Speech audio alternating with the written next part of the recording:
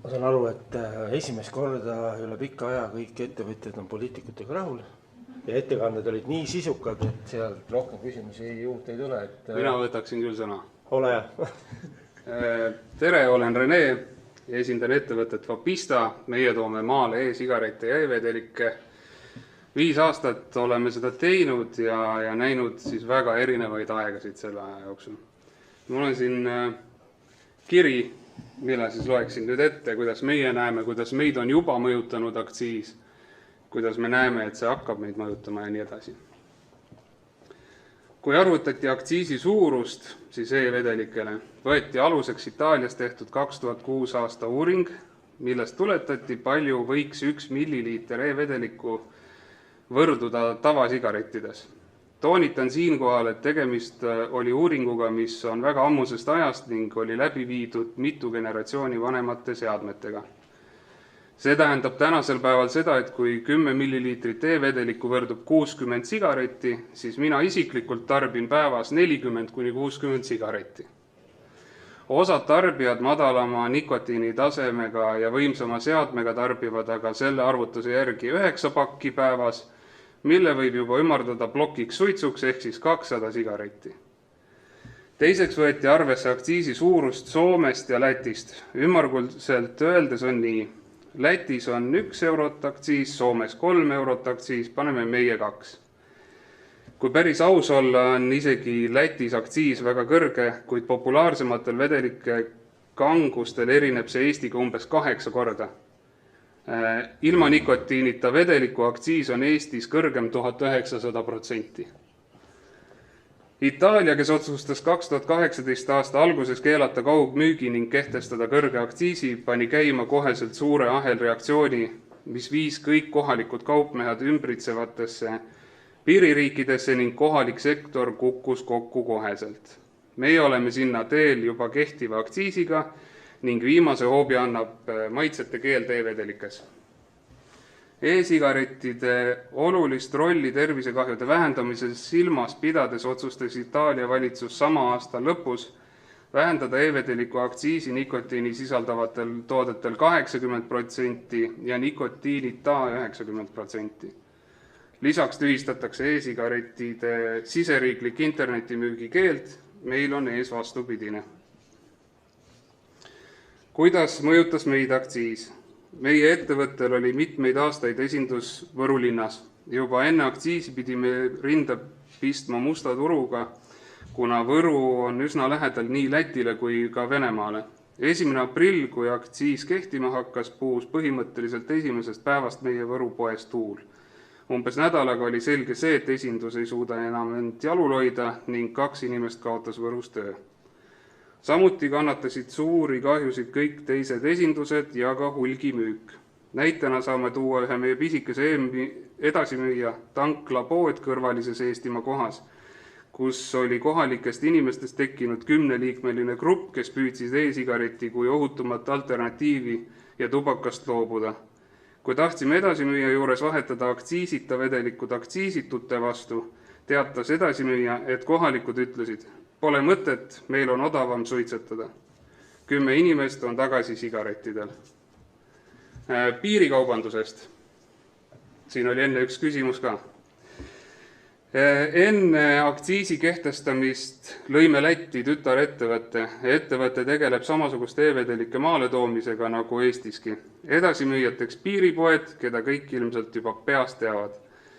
Müügi stardiga ja käima minekuga peale 1. aprilli ootama ei pidanud, ostma hakati kohe ja müük on seal iga kuuga terve see aasta tõusnud ning lõppu näha ei paista. Kindlasti ootame veelgi suuremat müügi kasvu 1. juulist 2019, kui jõustub maitsete keeld. Samal ajal on langevas trendis Eesti kaupluste müük ning ees ootab veel ühe esinduse sulgemine. Peale aktsiisi tulekut kahanes meie ettevõtte töötajate arv 50%. Natuke oleme küll taastunud, kuid suurem mure seisab alles ees. Vedelike ise segamisest. Tõusuteel on vedelike ise segamine. Selleks kasutatakse praegu erinevaid universaalseid ja spetsiaalseid e-vedelike maitsestamiseks mõeldud maitsestajad. Peale 1. juulit on e-vedelike maitsestajad samuti keelatud. Mida hakatakse kasutama siis, pole õrna aimugi. Selge on see, et on olemas väga palju maitsestajaid, mis kohe kindlasti ei sobi vedelike tegemiseks. Alustades aroomiõlidest, lõpetades mingite siirupitega. Kuna e-sigareti poed selles trendis ja nende know-how kaovad, kaasnevad sellega kindlasti potentsiaalselt suured terviseriskid.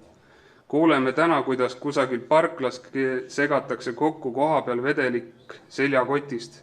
Hügieenist on asi seal kindlasti kaugel, võrreldes laboritingimustest toodetavate legaalsete vedelikega. Euroopa Liidus on maksimum nikotiini kangus lubatud 20 milligrammi vedelikus. Igapäevaselt näeme, kuidas müüakse Facebooki gruppides 100 milligrammi boostereid ja 5 minutit ringi kolistades pidi saama lihtsasti ka 1000 milligrammi vedelikku.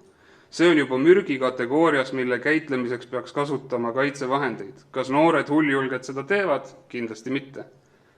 Kokkuvõtvalt ütleme seda, et meie arvates ei ole e-sigaretil aktsiis kui vähemalt 95% ohutumal alternatiivil tubakale põhjendatud.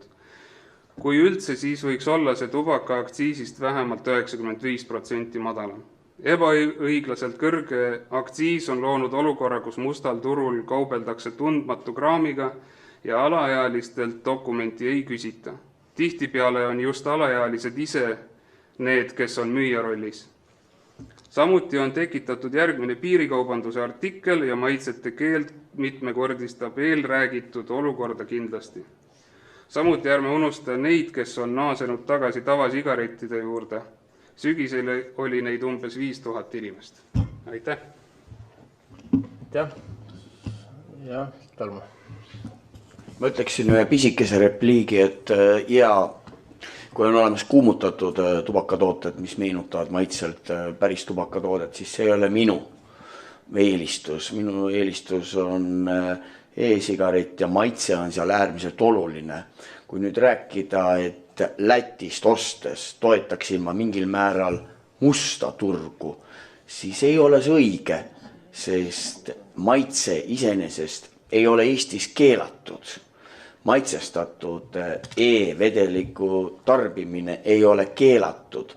Eestis lihtsalt seda ei müüda. Ja kui ma soetan seda mõnest teisest riigist enda tarbeks, siis ei ole vaja hakata halvustama mind, just kui ma toetaks musta turgu. Küll aga lihtsalt poliitikuna sooviksin ma, minu jaoks ei ole probleem sõita Lätti, Leetu või kuskile mujale ja tuua endale need asjad isiklikuks tarbeks. Aga minu valijad küsivad, et kas see ei oleks võimalik Eestis täpselt samamoodi nagu mujal, et kõik oleks normaalne, mitte päris pekki reguleeritud. Aitäh! Aitäh! Kas on veel keegi? Ole. Ingmar Kurk, NNA Suitsuvaba Eesti. Et kuna see teema nagu tuli lauale, siis ma lisaks mõned kommentaarid. Rene tegelikult rääkis juba enamus olukorda ära. Et ma olen läbi viinud 2 küsitlust 2016, 2017 ja 2018 ja seal küsisime, et kui palju tarbijaid ostavad e-vedelikke, mis on valmis kujul poest. 2017 oli see 74%, 2018, kui tuli aktsiis, kukkus see 49% peale.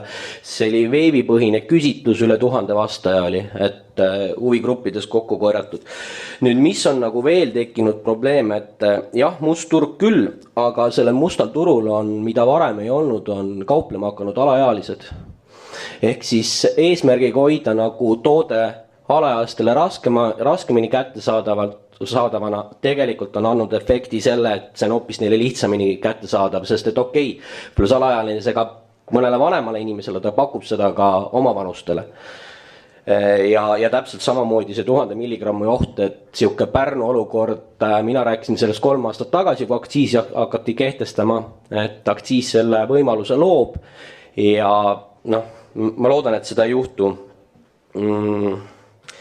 Kui siin ennast ma küsisin hinnavahe kohta, et 10-20% on siuke ohtlik piir, siis Lätiga on hinnavahe 2-3 korda hetkel isesegamise turuga 8 korda.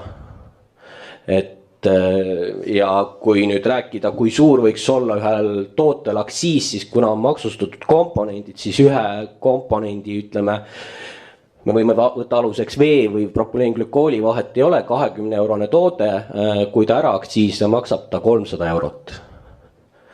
Et ma nagu see number on natukene suur minu arust, mis nii-öelda kahe turu vahele tekib, et see stiimul on tohutult suur ja need numbrid, mida räägitakse, kui palju nagu on võimalik teenida, et need on päris suured numbrid. Ja see turg, 40 000 on, ma ei tea, palju Viljandis inimesi on. Et ta tegelikult ei ole nii väike enam nagu arvatakse, et suitsetajaid on meil ju 200 000. Et jah.